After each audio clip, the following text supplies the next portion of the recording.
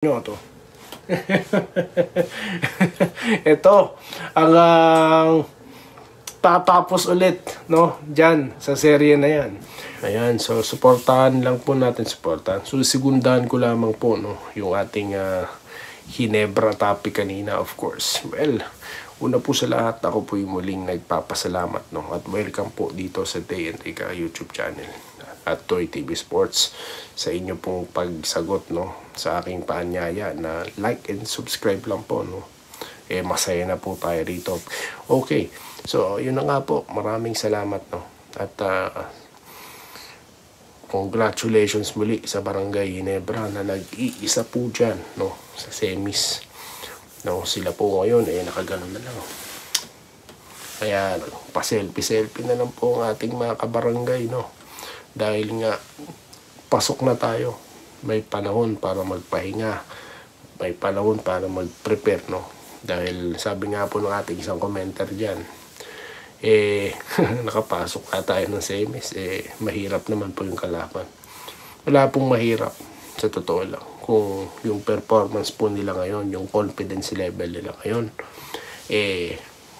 parehas pa din, no. Dahil sino lang bang inaasahan nating babanat dyan sa San Miguel? Ilalim lang naman, Junmar, no. Although nilalang lang, pero malaki po ang problema natin sa ilalim, ano po, dyan sa shaded area, sa paint area. Pero I believe Team Cone has plans, no. I believe may mga may mga paraan na po dyan si Coach Team Cone, may strategy na siya dyan, no. Bagay na ikinagulat na Meralco sa katatapos na serye, no. At ngayon kagugulat din netong tawag dito, San Miguel. At alam nyo, pinag-aaralan ko yung format, ano. Kasi nga nagre-reklamo sila Kalbo dyan.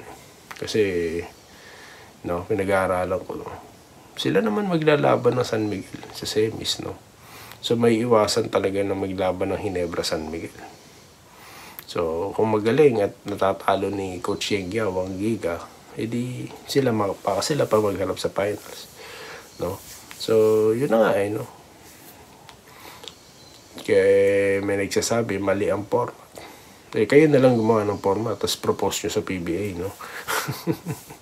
Ang dami po kasing page na nagmamarunong dyan, no. Nagmamagaling sila lahat, no. Kayong gumawa ng plan, no. Mag-suggest kayo sa PBA, sabihin nyo ganito. Kasi porket natatalo yung mga team nyo, panay kayo palusot, no. At kung nakikita nyo Barangay Ginebra na nagsasaksi, lalo na ngayon, di ba, dyan po napapatunayan na yung trade po talaga malaking improvement, no, para sa barangay, di ba. Kaya nga po sobra po ang banas ng iba sa trade, no. Pero nung naglaro na Ginebra, may mga nagsasabi din, may mga nagpamagaling. Is it worth it? Ba yan? Ilang beses na pinapaliwanag yan, no. Kaya nga po sabi ko nga, isang like at subscribe po, baka maabot na natin itong mga makikitid ang pag-iisip, no. Kasama na si Manila Boy na ako, Ginebra ako. Utot mo. So yun lamang po, no.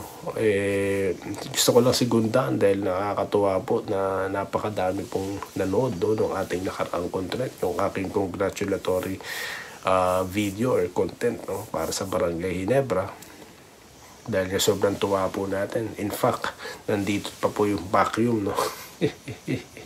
Nandito pa, no. Ginawa po nating props yan yung bago maglaro, no. Sabi ng isa nating subscriber, na-predict ko daw.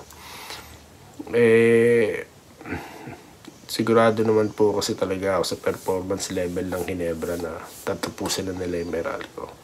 Same thing na nakita ko yung drop tees, no. Alam ko si Abarientos ang kunin nila. So ganun lang po pumapasok sa isip ko, no? Bilang matagal nang nanonood ng basketball at bilang matagal na pong fans ng Barangay Ginebra, no. Di po ko tulad ng iba na nagpapakilala dyan, no. Ako, panahon ba ni Jabo? Tapos kung makabati ko sa Ginebra, gano'n lang. naghahanap ng ano yan eh, ng mga damay. So yan ang mga hater talaga eh, no. So kaya siguro mag-maintenance po kayo, ano. Magpa-check na po kayo ng BP, baka na-high blood.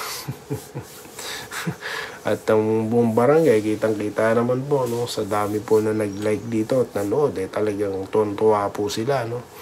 At naghahanap po talaga sila ng mga channel na katulad nito, no, na hinihimay, no. At of course, pinagtatanggol din dahil nga sa mga kritikong mga ano, sabi ko nga, bias ako dito kasi nga Barangay Ginebra channel to. Yes, this is a sports channel, no, pero mas gusto kong pag-usapan ng Ginebra eh. Di ba? Kasi nga sila yung ano isa sa mga instrumento bakit natin sinimulan ng channel na to. Dahil nga I like to tell stories, no, about Ginebra dati, no, sa pagkakakilala ko at Ginebra sa ngayon. The fans is still there, no, at nakakatuwa po, no, at sila po ang mga sumasama sa atin dito sa ating vlog. At again, I'm very proud, no, dahil nandyan po kayo, no, lalo na yung mga regulars po natin. Hindi ko na po kayo nababanggit dahil sa totoo lang po, padagdag na po ng padagdag, ng dami na po, no, pero ano pa rin po, no, pinipilit ko talaga matandaan by reading all your comments, guys, no. Salamat po sa inyong pagkokomento, inyong pagka-like. Napakalaking bagay po, no. Tignan nyo po sa pagka-like nyo, nakakarating na po tayo kung saan, no. May pagkakataon po na babasahin ko mulit yung mga comments, no, and at the same time yung mga kung saan po kayo, no. Kaya maraming salamat po. At nagsisimula pa lang po. Para sa akin, 4 years na ang channel. Pero para sa akin sa ngayon, ano pa rin po tayo, work in progress, ano po. Para po, syempre, ano. Pero big developments na po talaga. At yun po ang Barangay Ginebra natin ngayon na talagang nagre-ready na, no. Sa ngayon, siguro, relax muna tayo, no. Pero I'm sure hindi. By knowing Coach Tim ko, nag-i-scout na yan. No? Pero then again, we know our main problem. No? Pero I'm sure there's a solution sa panig po nitong Coach Tim ko. At pag-uusapan po yan natin sa susunod na video content. No? Dito lamang sa Day Enrica YouTube channel. Muli, maraming salamat po sa inyong pakikinig.